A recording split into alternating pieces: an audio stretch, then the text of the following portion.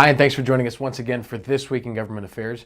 Kicking things off here at the local level, the Fresno City Council at their meeting this Thursday will be going over the city's camping ordinance when it comes to homeless individuals and making some revisions to it because of a law that was recently passed.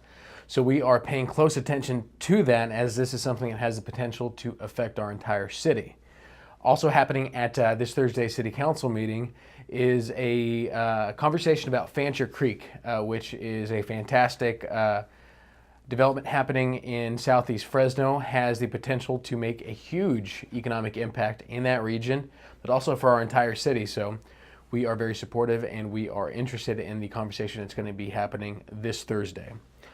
Things that have been happening over at City Hall, conversations about the city's proposed cannabis ordinances and what that regulatory framework is going to look like here for the city of Fresno. We're engaged and we are looking forward to seeing kind of what the working group comes up with that will be going to the council later on down the road. Over at the state level, the governor has until the end of the month to either sign, not sign, or veto legislation that has made its way to his desk. One of the big bills that he signed that we were very supportive of was SB 901, which was the regulatory framework that did two things. Number one, it provided wildfire relief for the 2017 wildfires that devastated Northern California last year. And the other part of it is it securitized the way that our utilities are able to function here within our state. Big deal here for our region because this is going to provide stability for our region when it comes to the rates that we pay for the energy that we use every day. So very positive thing, and we thank our legislative leaders for voting for it and to the governor for signing it.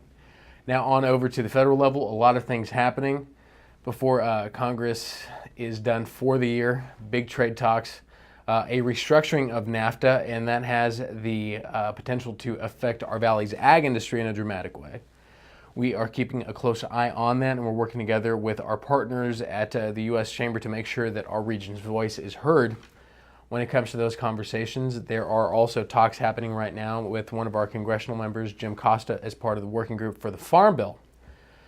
So we are hoping that the Farm Bill is something that is workable and that is passable, but that also doesn't affect our valley and the folks that live here in a negative way.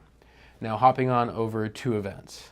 We just had a very successful State of the County with Chairman Sal Quintero, talking to 850 plus people about the great things happening here in Fresno County. 15 different keys to the county were given out. Our organization was one of the recipients of it. Very grateful for that. Events coming up. Exit Issues happening October 26th, Friday at Pardini's. Our speakers for this Exit Issues are going to be Leanne Eager, President and CEO of the Fresno Economic Development Corporation, and Michelle Dowling from the Associated Builders and Contractors of Northern California. They're going to be talking about economic trends, job training, and kind of how our economy is growing here in the Valley, and the skills that the workforce of the future is going to need in order to be able to fill these jobs. So that's This Week in Government Affairs. As you can tell, a lot is happening. So we look forward to catching up with you next week on the big things happening here at the Chamber.